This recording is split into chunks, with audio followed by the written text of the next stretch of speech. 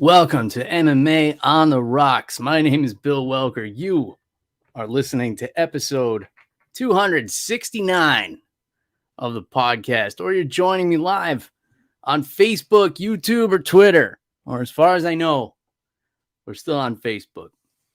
Thanks for tuning in, folks. Last show of 2021. For those keeping track, the date is December the 31st, 2021. And the show got pushed back a few days.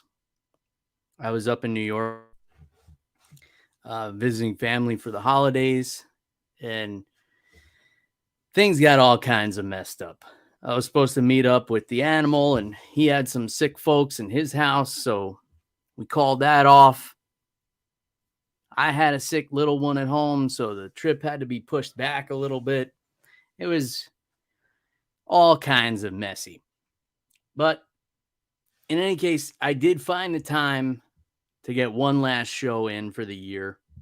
I've got some awards, I guess you could say, more like superlatives. I have nothing to award anybody. It's just my opinion on some of the things that I enjoyed most throughout the year, such as my favorite whiskeys that I discovered this year, which I have two of them sitting right here next to me. I'll get to that in a little bit. Some bad news to start off the show. A little bit of a bummer. But unfortunately, Jeff the Animal Wilson is going to have to take another hiatus from doing the podcast. He's got some personal stuff he needs to work out with his job. And I'll leave it at that. But if you want to go ahead and wish Jeff well, please do so at animal_Wilson on Instagram for the time being. You can reach out to him there. I'm sure he would love to hear from everybody. He wishes that he could have been on the show to do the awards and recap the year and fun stuff like that, but I'm going to have to be solo. As far as the plan for the show in 2022, I'm going to keep doing weekly episodes. I'll do them by myself for a little while, and like the last time Jeff went on hiatus, I'll start bringing in special guests each week. We already got hashtag bring Jeff back. The fans demand it, Jeff. I know you're listening. Everybody misses you, and hopefully a speedy return. But, we'll find a way to survive without the animal, at least for the beginning of 2022. He said it's not permanent, but he's just got some things he's got to take care of. And, I'm sure everybody can understand. Sometimes life gets in the way. You got to prioritize. Family always comes first above everything else. And then, you got your work, you got to be able to take care of your family, and then it's whatever you care about after that. So I got a bunch of fun stuff that I kind of planned out. I made notes and everything, guys. This is unheard of. In 6+ years doing this podcast, I think I've taken notes a handful of times. Here's one of the only times I took notes for the show. It says 1, drink bourbon, 2, turn on microphone. And these are my show notes pretty much for every single show. Except sometimes I'm drinking Scotch. So I don't follow these notes. I have a separate set of backup notes that I use for those such occasions. But that's how it is. It's pretty free form around here, as you guys well know.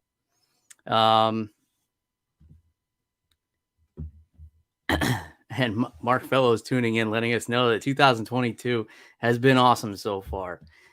Since he's in Australia, it is in fact 2022 over there. So thanks for the heads up, Mark. I'm glad things are looking up.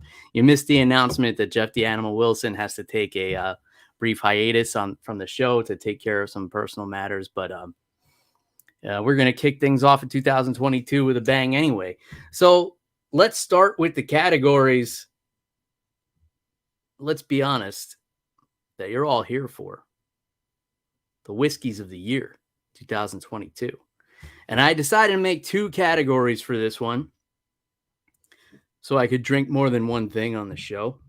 And I'm going to start with what's in my glass right now, my bourbon of the year for 2021. Now, keep in mind, this is not like the Whiskey Advocate list where it's a release that came out in 2021. This is something that I discovered during this year. So, bourbon of the year, 2021. Look at this. I've got banners and everything. You guys aren't going to believe the amount of preparation I did. It took me nearly a half an hour. So, I hope everybody appreciates the effort here today. The bourbon of the year, 2021. I wish I had Jeff here to give me a drum roll right now. Smoke Wagon, small batch, straight bourbon whiskey. Believe it or not, this bourbon comes out of Las Vegas, Nevada. So it's the perfect whiskey for this show. I just wish I had discovered it sooner. I had heard good things for a long time. I was never able to get my hands on it because they don't distribute in Florida yet. So finally, while I was up visiting my sister and brother-in-law and my parents over the summer, I found it at a liquor store up in New York because they only distribute to 3 or 4 states the last time I checked. Florida is not one of them. New York is. I have reached out to them to try and get samples. I didn't hear back, but Smoke Wagon, if you guys hear me, send me anything. You could ship it, like pour it into a shoe and mail it to me, please. My brother-in-law was gracious enough to get me, my sister and brother-in-law were gracious enough to get me a bottle of the uncut. Hold on one second. Right here, uncut and unfiltered. Smoke Wagon. Las Vegas is not the place you would think to find excellent bourbon, but apparently it is.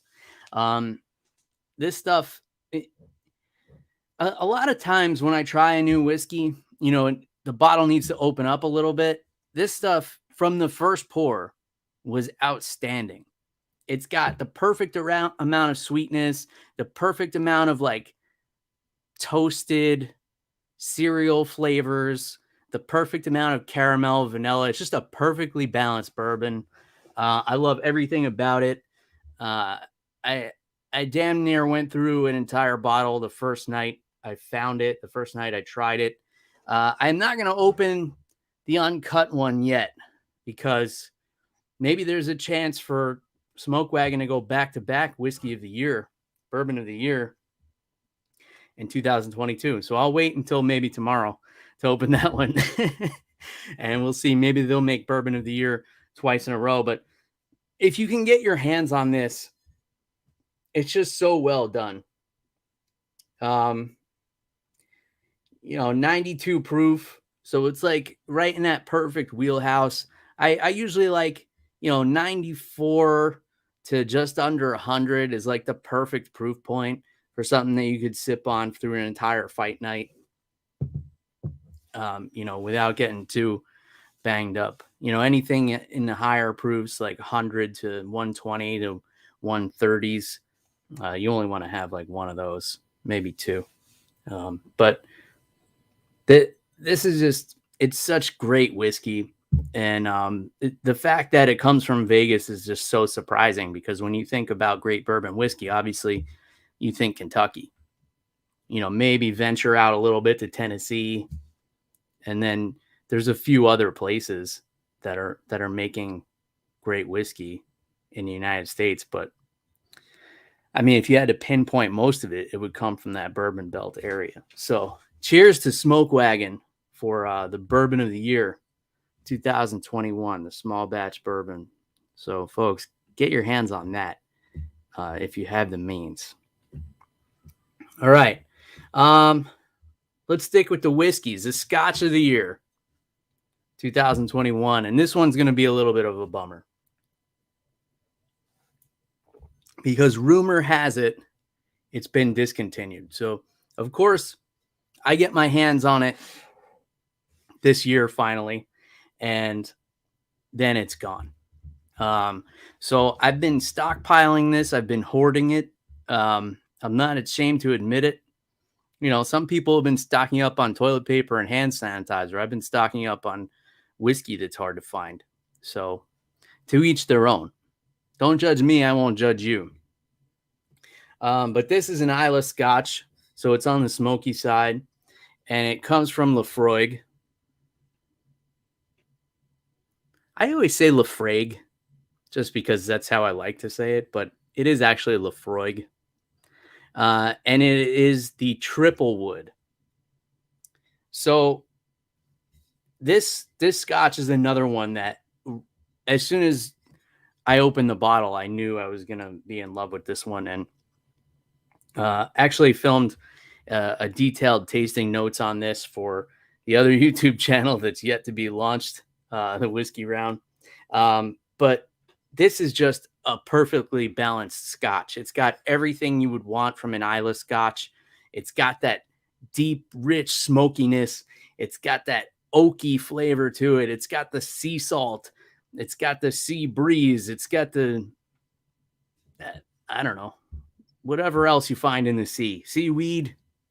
It's got it all. But then it's got like a real subtle sweetness to it that just kind of like hides under the surface and helps lift all the other flavors up. It's really just a fantastic Scotch. You could see I made my way pretty far through this bottle.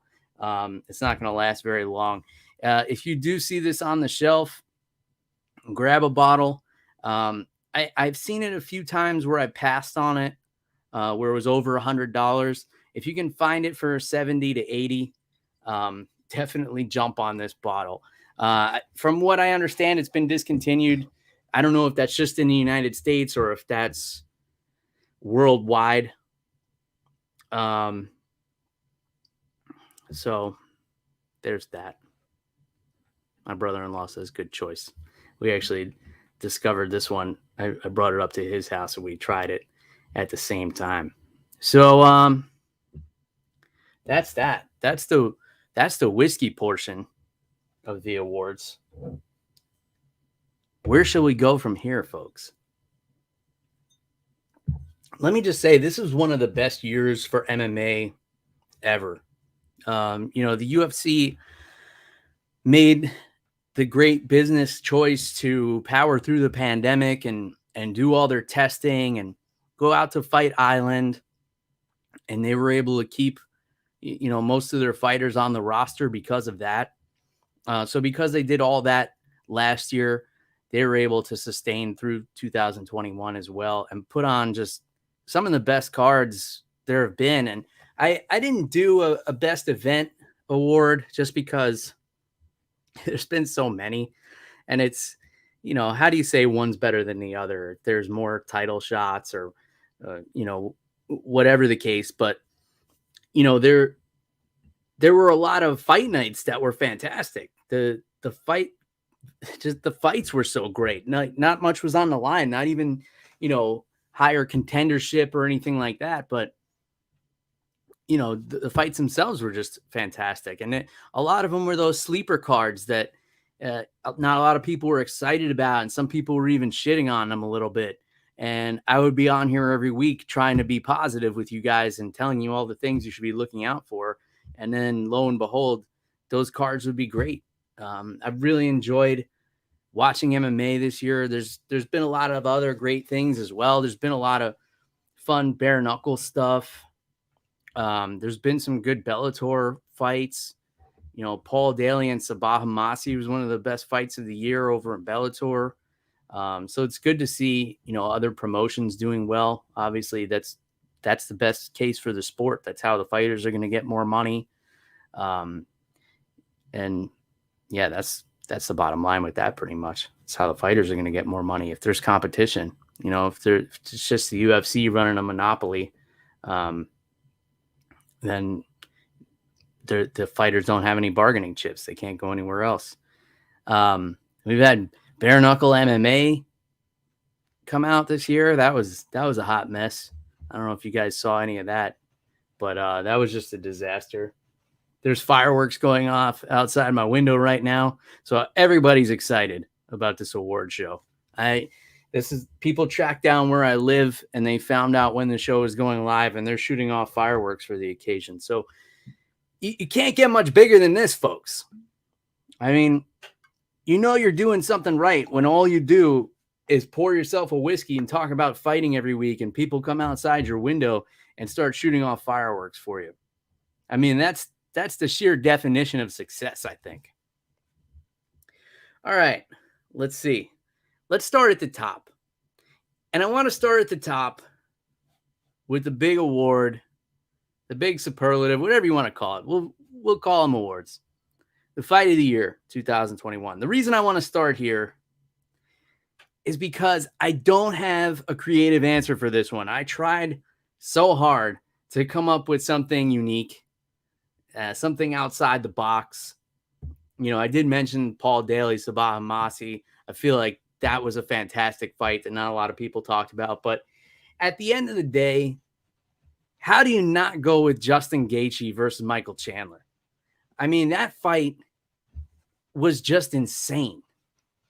And I can't remember having more of a reaction to a fight while it was going on than that fight, except for maybe the fight right after that, Billy Quarantillo and Shane Burgos, which I have to give a shout out to those two as well, because that was one of the greatest fights of the year by far, in my opinion, as well.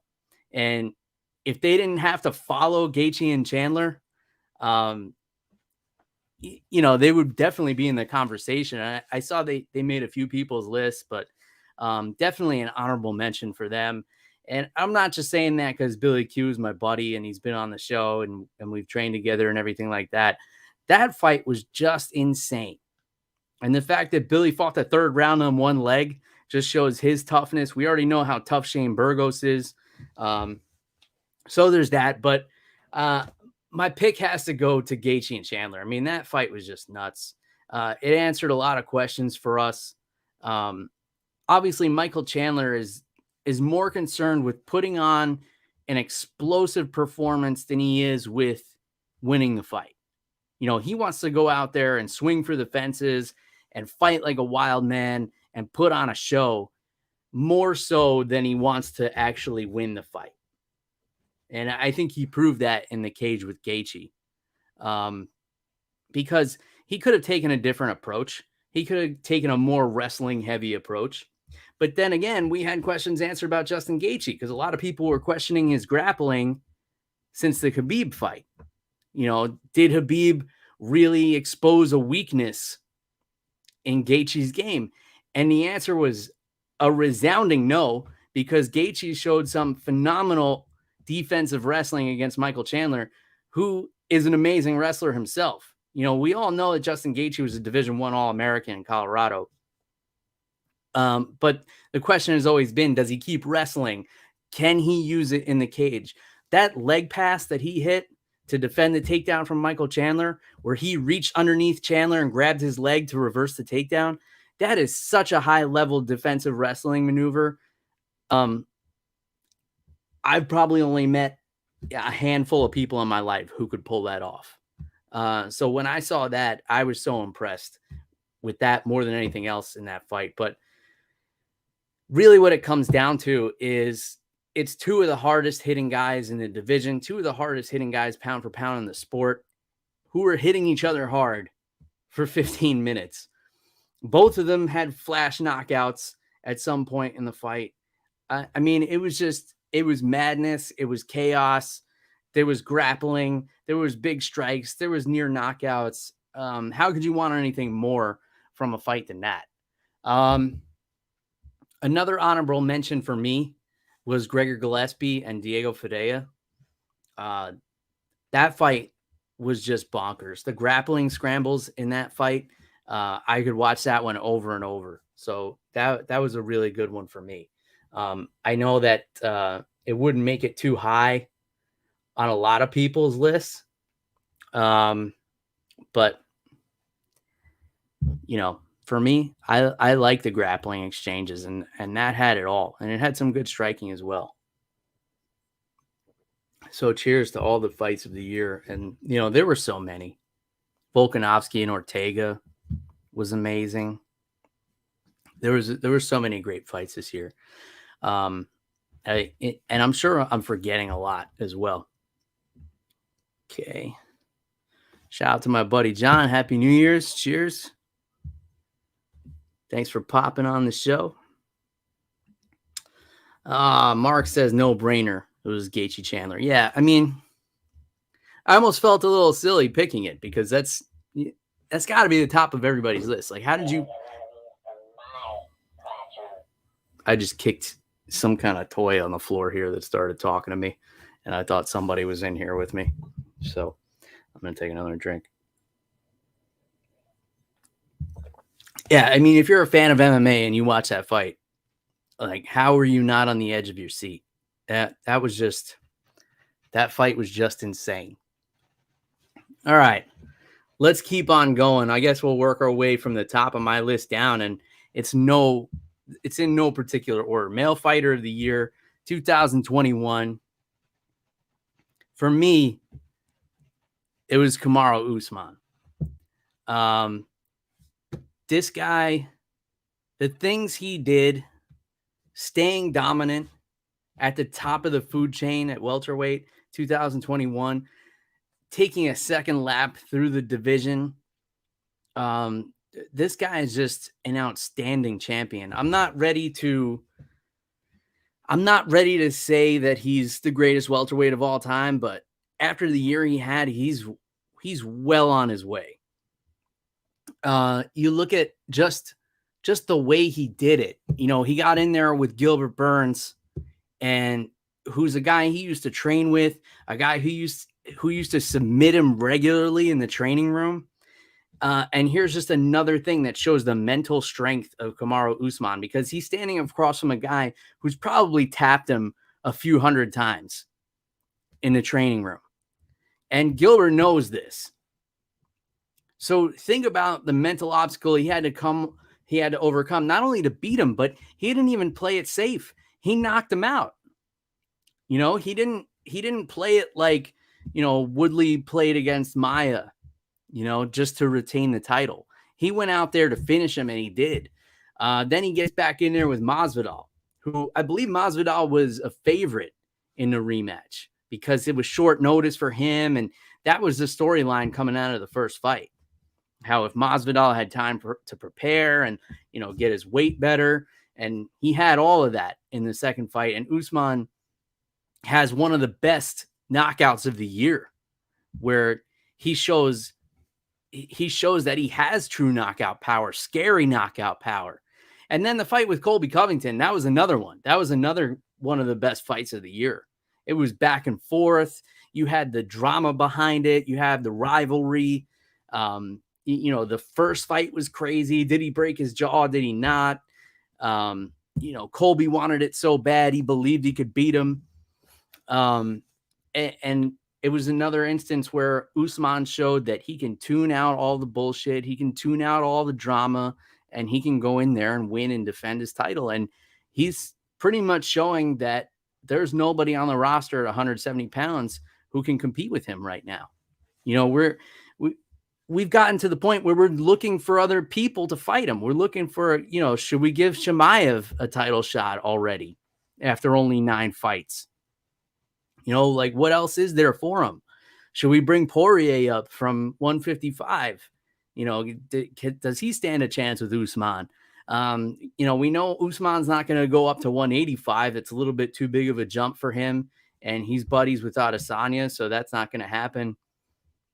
You're witnessing sheer dominance in this division right now, and that's why for me, Usman was the male fighter of the year. He fought 3 times, which, if any other champion defended their titles, who else defended a title 3 times this year? I can't think of anybody. I might be wrong there. Feel free to correct me, but, and a lot of people are picking Charles Oliveira, including mark here. I can't say you're wrong for picking Oliveira. He had a fantastic year. The problem I have with the 155-pound division, though, is the fact that Dustin Poirier chose to fight with Conor McGregor over the fight with Oliveira the first time. And, that kind of like, unfortunately for Oliveira, it cheapened the that title for me. But I think even if he had fought Poirier earlier and beaten him, I think I would still go with Usman. Let's see. Oh, Jeff Wilson, whoever that guy is, says it's Brandon Moreno. That, it's hard to argue with that too. And I do have Brandon Moreno on here, but we'll get to that a little bit later. All right, female fighter of the year, 2021. Now, I kind of went a little bit back and forth on this one. But before I talk about the female fighter of the year, let me just acknowledge the passing of the great Betty White, which I just heard about shortly before turning on the podcast here. 99 years old, a national treasure, Miss Betty White. Rest in peace. Cheers to you, Betty White. She's up there with all the rest of the Golden Girls now. I believe she was the last one. So before we celebrate Female Fighter of the Year, let's celebrate the life of Betty White and the comedic work that she graced us with. One of my favorite bad movies is Lake Placid, the movie about the giant alligator that lived in a lake in upstate New York. And Betty White was in that.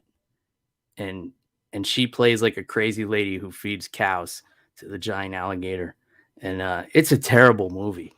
Like it's shot horribly. It has bad jokes, but I love it. I love it.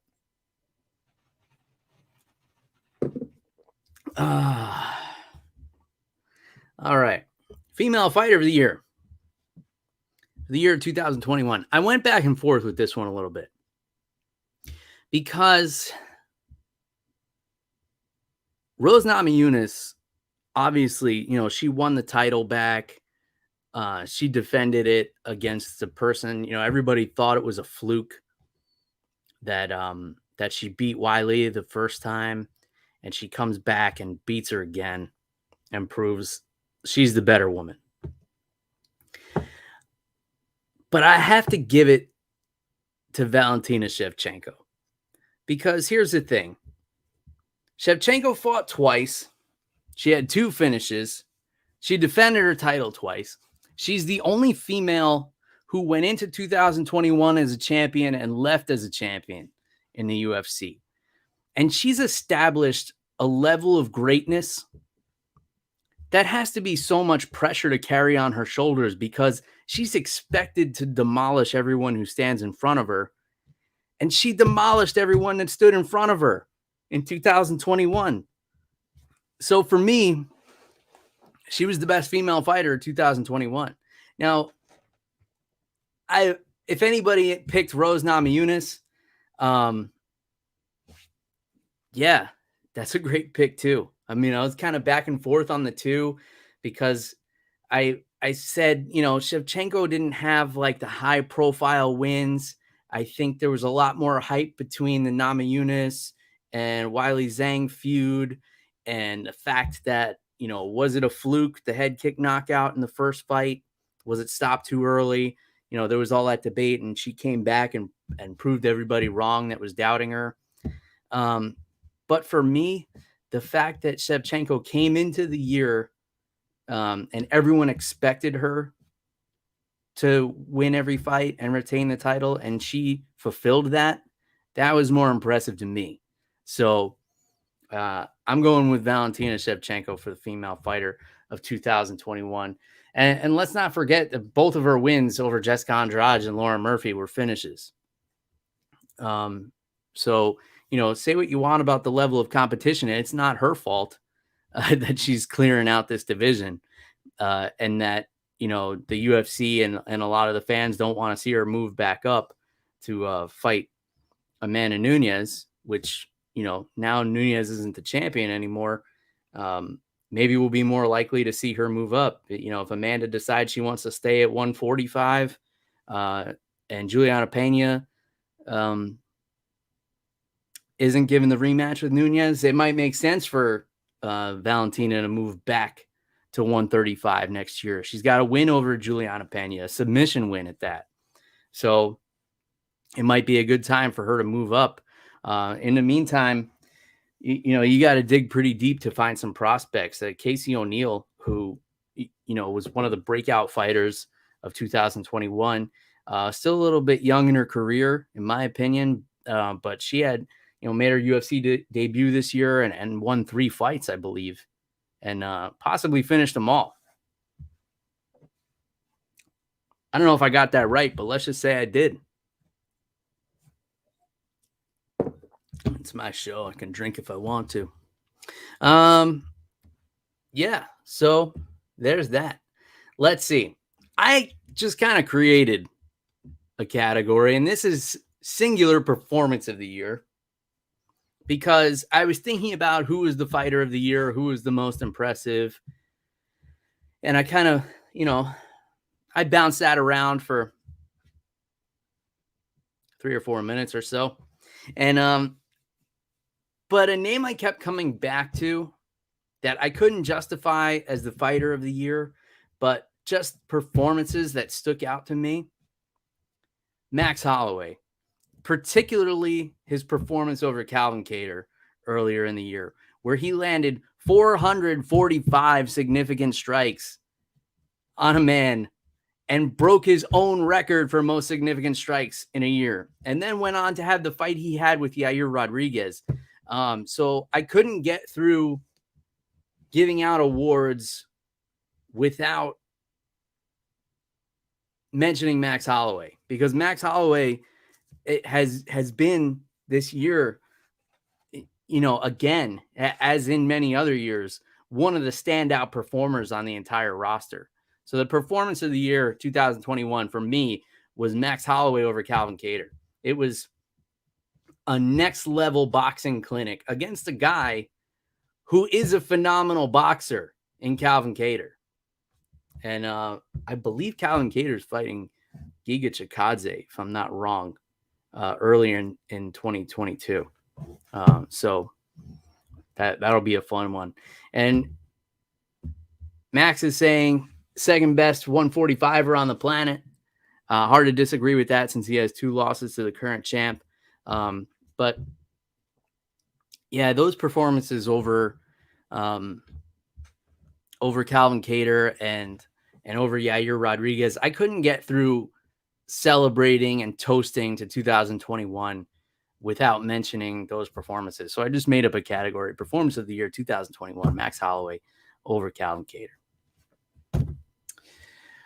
Okay, this is a category that Mark Fellows, our very own Mark Fellows, actually created and gave me the idea for, and I just loved it so much. It's the Jon Jones Fuck Up of the Year 2021. And this award is saved for someone whose personal life outside of the cage is just such a disaster that you have to raise a glass to it and say, wow, what a fuck up you are. And we have to name it after the biggest fuck up there is, Jon Jones. And the winner of the Jon Jones Fuck Up of the Year 2021 award is Jon Jones. So the first inaugural recipient of the Jon Jones Fuck Up of the Year award is Jon Jones. And, there were some other contenders. There were some fighters who did some pretty heinous shit. Some guys who went to jail. There was Mike Perry, who's, not even an MMA fighter anymore. So I guess that's not relevant, but you have to give it to Jon Jones this year. the stuff in Vegas with the things that he allegedly did to his wife in front of his kids, and the fact that the kids asked the security guard to call the cops.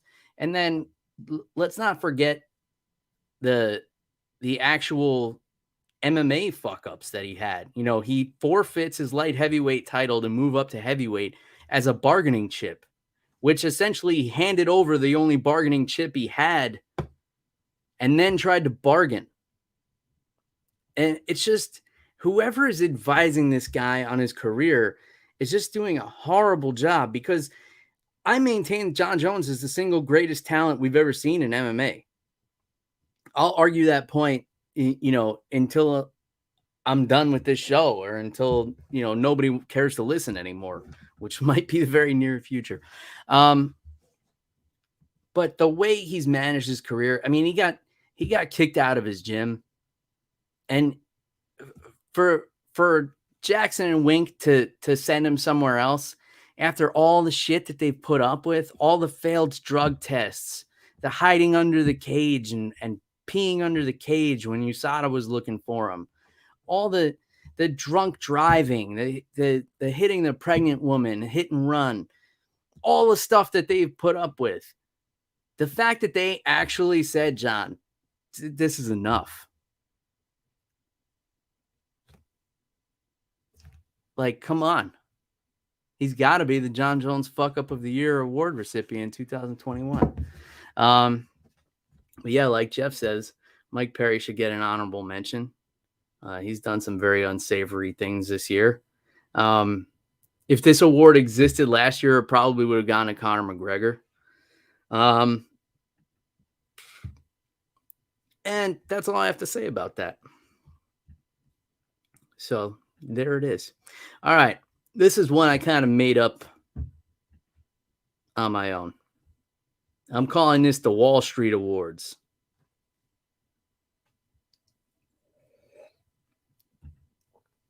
Shout out to the Sound of Violence podcast for dropping in. It says that Bill and Mark, two of his favorite people in the MMA space. Cheers, everybody. Well, cheers to you, Chris or Pulver, whichever one of you manages the comments. All right. Well, speaking of cheers, I might as well pour another one out here. If you guys have never tuned into the Sound of Violence, basically what they do is they summarize all of the weekly MMA content and filter through it and tell you what's good and bad. And of course, we're always honored here at MMA on the Rocks to be mentioned by them, because they listen to everything. So, the fact that they go out of their way to talk about us means we're doing something right here. Cheers is all around. I hope everybody's got a drink in their hands, because if not, I think I'm drinking enough for all of us on the show this evening. So the Wallstreet Awards. This is a dual award for whose stock has gone up the most 2021 and whose stock has gone down the most in 2021. Make sense? Perfect. The person whose stock has gone up the most in 2021 for me is Brandon Moreno.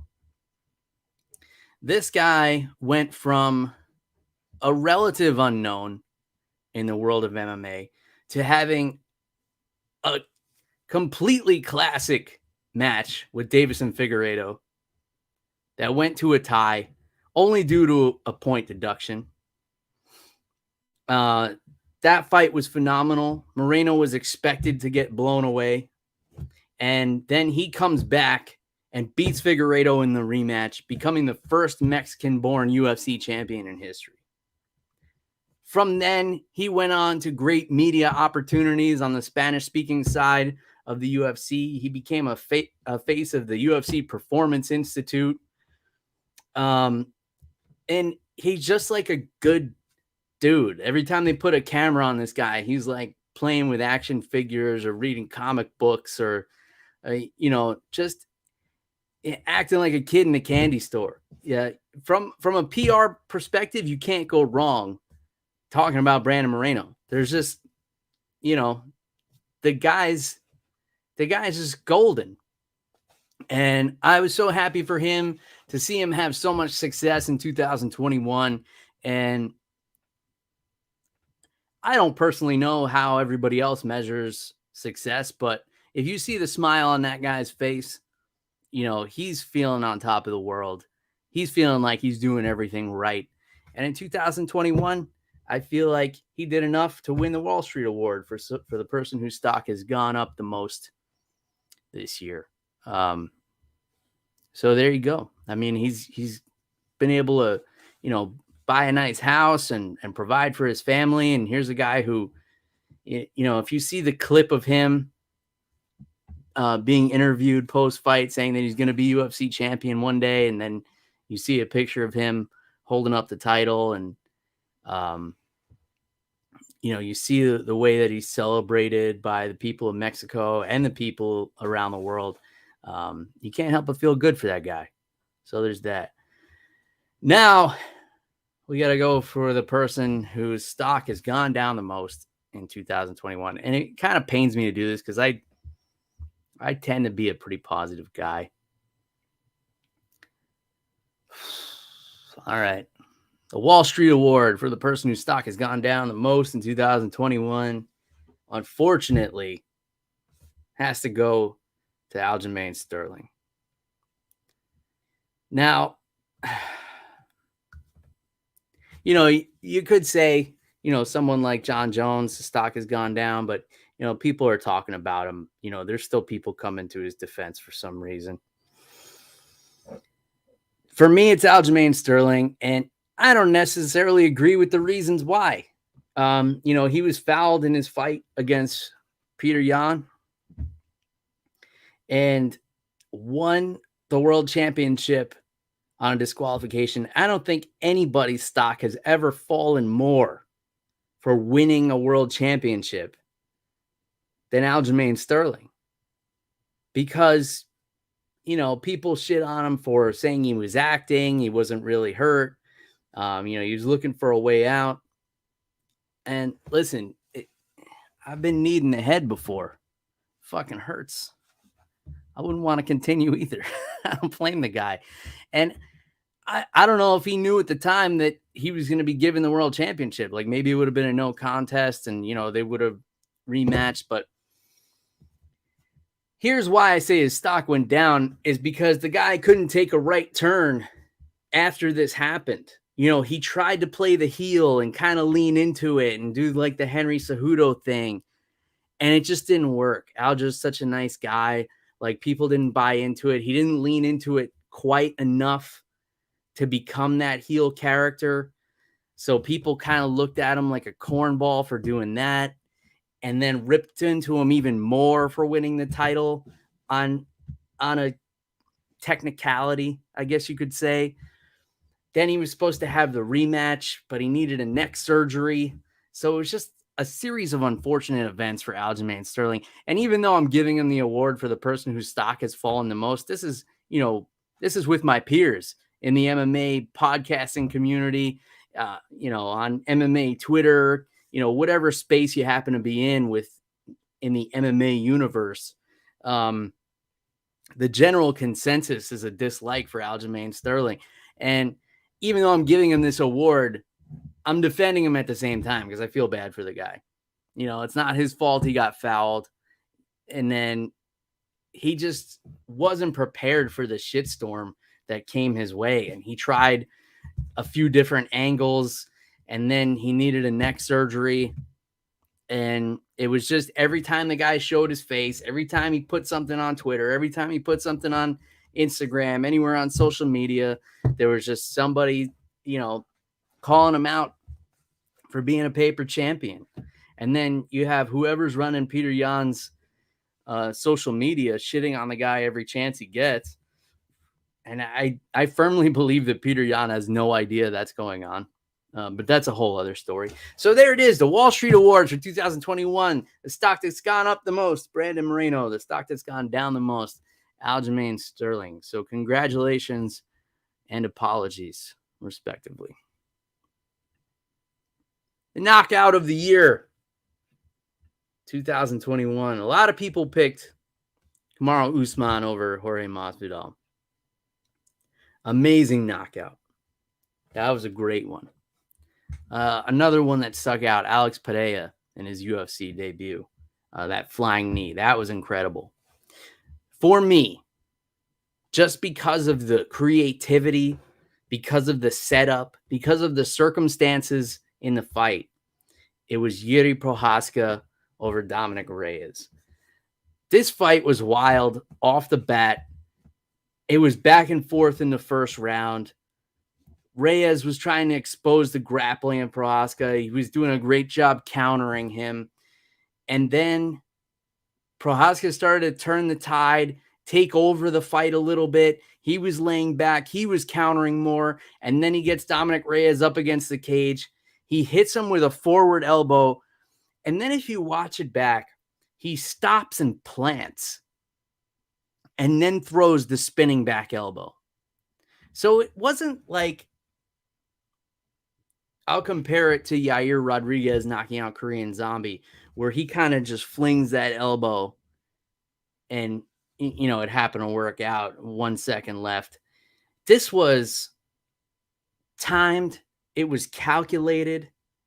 It was a very precise spinning back elbow strike, which is a very hard strike to land. If you've ever done striking in any capacity, elbows are a hard thing to land. You know, unless you're tied up in a clinch or you're on the ground, hitting some ground and pound, it's hard to hit someone with an elbow out in the open just because it's too easy for somebody to see coming. You can't just lunge in and get close enough to somebody to hit them with an elbow when you're, you know, at an arm's length away. You know, John Jones is one of the only people that I know of that can pull it off from a decent striking distance. So the fact that he was able to hit him with a spinning back elbow that was so precise and so well timed, you know, and he even said he saw Dominic Reyes was lowering his hands when he was up against the cage. So he knew exactly what he was doing. That's why Yuri Prohaska gets the knockout of the year, 2021, for me. And that's just me. There were a lot of great knockouts. Let's see. What do I have in my... Okay. Camaro Usman, obviously. Another honorable mention for me was Chris Barnett over John Vellante. That was nuts. The athleticism, the sheer, like, how the fuck did he do that moment of it? The spinning wheel kick knockout to his face. When, if you look at the dimensions of these two, you wouldn't even think that Chris Barnett's foot could reach the face of Jean Vellante. And not only did he do it, he did it while he was spinning around in a circle. And then he did a front flip and landed on his ass. It was like one of the most athletic displays from a big man I've ever seen inside the cage or anywhere else for that matter. So you have to give an honorable mention to Chris Barnett over John Vellante. And then for me, another one that was just, you know, a straight punch knockout was Dan Ige over Gavin Tucker. Just because I believe Ige was an underdog going into that one, as he often is in a lot of his fights. Yeah. And that's that. Mark says that a front flip celebration of a KO deserves its own award. All right, let's make it. The award for the Chris Barnett front flip is Chris Barnett. So there we have it. We're coming down to the end here. I didn't make a whole lot of categories, guys, but we're creeping up on an hour here, so we're doing all right. Submission of the year, 2021. You know, since I did this show a little bit late, I'll be honest with you guys, I cheated and I looked at a few other people's lists. And a lot of people had rear naked chokes as their submission of the year. And for me, when I think about MMA and I think about rear naked chokes, I think about it as more of a way out for people. I'm not accusing people of quitting because they got put in a rear naked choke, but it's one of the easier submissions to defend, especially with the gloves. But it's one of the highest percentage as far as submissions go. It's one of the ones that's gotten the most. And that's because when fighters feel like they have no way out and they're not going to win, and they do that mental math inside the cage, they'll give up their back and they'll let that choke get in. And, all right, we're done here. Let's get on with it. Let's go to the next one. And I'm not shaming anybody for this either. There's no shame in it. It doesn't make you any less of a fighter. Like, sometimes shit just doesn't go your way on a certain night, and you need that way out. But for me, I like something that's a little bit different. Earmuffs, Mark. For me, the submission of the year was Amanda Nunes over Megan Anderson. She had the inverted triangle that she turned into one of the nastiest arm bars I've ever seen. And I think it looked even more gruesome because Megan's limbs are so long. But, the way she set it up, the execution, just the ferocity of that submission. When I think about all the submissions this year, we've seen some good ones. That one just really sticks out to me. And it was just something different. You don't see a whole lot of inverted triangles in MMA, and largely because you have to get into some very unusual positions to set them up. So the setup was fantastic, and the finish was just so violent. And it was such a quick win for Amanda, defending her title for the first time, 2021, back in March, I believe. So for me, the submission of the year was Amanda Nunes over Megan Anderson. Honorable mentions: Vicente Luque for his submissions over Tyron Woodley and Michael Chiesa, both with Darce chokes. I was more impressed with the submission of Chiesa because when I was breaking down that fight and I always think about paths to victory for both guys, right? So obviously I was thinking Luque was going to want to keep it on the feet, turn it into a boxing match. But he wound up submitting Michael Chiesa, who on paper is the better grappler. But Luque just showed a whole other dimension to his game. Going into 2021, I think a lot of people were probably worried about facing him because of his striking.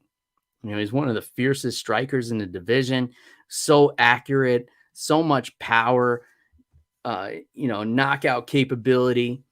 Now you got to worry about this guy choking you unconscious too. He's choking out guys. Tyron Woodley's a black belt. Michael Chiesa is a black belt. He submitted them both this year. So when you're talking about grappling in 2021, you have to mention Vicente Luque. And another person you have to mention is Gerald Meerschaert, because Gerald Meerschaert ended 2020 getting knocked out by Ian Heinisch and getting knocked out by Khamzat Chimaev, who is this young up-and-coming kid moving up a weight class, and just kind of smoked Gerald. Gerald comes back into 2021, submits 3 people. So if you're talking about the best grapplers of 2021, Gerald Meerschaert's in that conversation, in my opinion. So is Vicente Luque. Many others. I talked about the Gregor Gillespie, Diego Ferreira fight. If you want to see some high-level grappling scrambles, go back and watch that fight. Amazing. So there's been a lot of good submissions this year. All right. Here's an award dedicated to a man who's not with us for a little while. Jeff the Animal Wilson. So the Animal Wilson Contribution to the Show Award 2021. And it's going to Mark Fellows. Mark pretty much catches every single show live I'm not sure how time zones work in Australia, but no matter what time of day we start this show, which is all over the map, Mark seems to be right there with some one-liners ready to go as soon as the show starts. I don't know how he does it.